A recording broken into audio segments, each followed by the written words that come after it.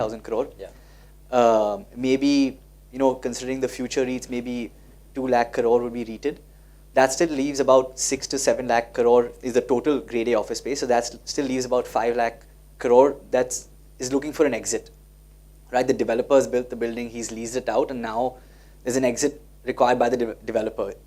Initially, the developer might have gone for an LRD, or they might have sold it to maybe an ultra HNI or a smaller institution like an ICICI insurance fund, the asset itself. So for a developer who has a grade A commercial asset, say several hundred crores, maybe 500 crore, maybe 1,000 crore, traditionally he had two options. One was to exit to, like I said, an ICICI insurance fund, where the market is really, really limited, or second to an ultra HNI investor who'd have the ability to buy maybe a floor or a unit in the building, which would cost, say, 30, 50, 100 crore.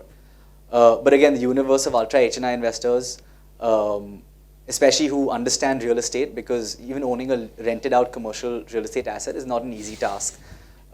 Just doing your due diligence in terms of CAM, property tax, it's not everyone's bread and butter. So even that universe is about 100 ultra HNI investors around the country.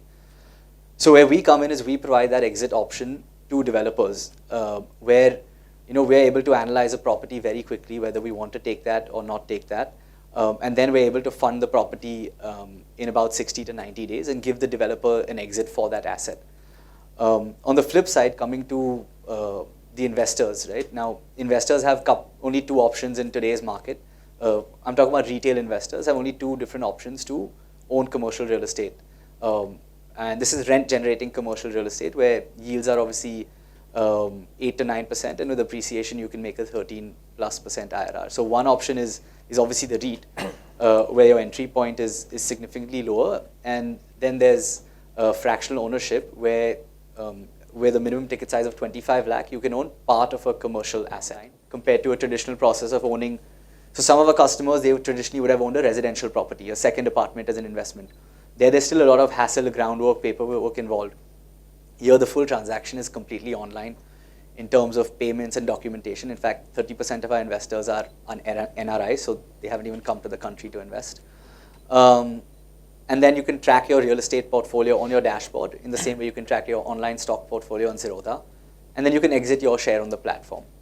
So that's why, from the investor's perspective, who wants to invest 25 lakh, traditionally might have owned a second apartment, might have put that money in FD, this is a much more lucrative option.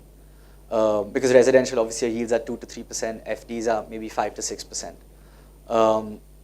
Coming to the difference between REIT, obviously, underlying asset is completely the same. It's commercial real estate, rent-generating commercial real estate. There are pros and cons to both. I wouldn't say that one is better than the other. It just depends on the investor psychology.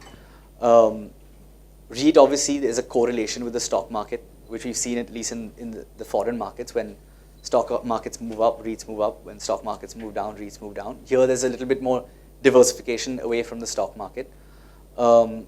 Second, what we've seen in terms of psychological comfort is obviously REIT's like a mutual fund where you're investing in a basket of assets that have several different tenants.